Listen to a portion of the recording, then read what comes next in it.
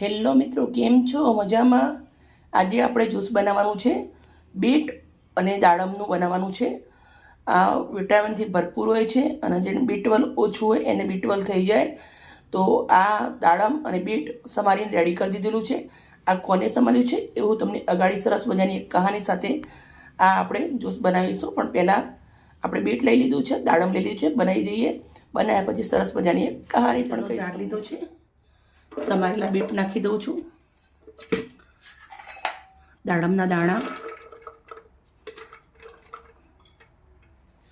આ હું મારા દાદા માટે બનાવવાની છું, એટલે મોટી ઉંમરવાળા બરફ ના સારું રહે એટલે આપણે પાણી લીધું છે.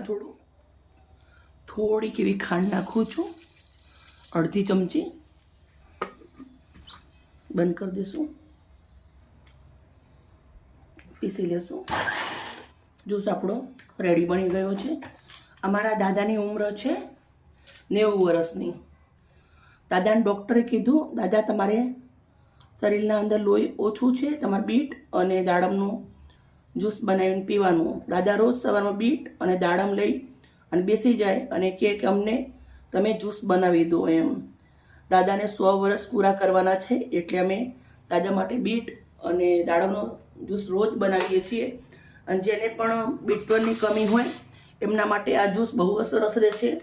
મેં તમને મારી દાદાની કહાની બતાવી. 90 વર્ષના છે તો બી એમને અગાડીએ જીવવું છે, એના માટે રોજ આવી રીતના અમે જ્યુસ બનાવીએ છીએ ઘરે.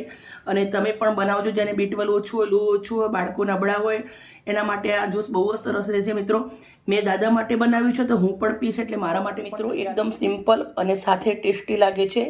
પણ મને થોડું ઘરે જોતું હતું એટલે મેં થોડી એવી ચપટી ખાંડ નાખી છે. તમે ખાંડ ના નાખો તો બી ચાલે, અને એકદમ મસ્ત ઠંડુ બરફવાળું પીવો તો બી બની પી શકો છો. પણ દાદાનું જોડે બનાવવાનું હતું એટલે બરફનો ઉપયોગ કર્યો નથી. મિત્રો, મારી વિડીયો સારી લાગી હોય પ્લીઝ પ્લીઝ પ્લીઝ મને લાઈક કરજો. ઘણા બધા વિડીયો બનાવીએ છીએ આપણે. અમારી વિડીયો એકવાર જરૂરથી જોજો.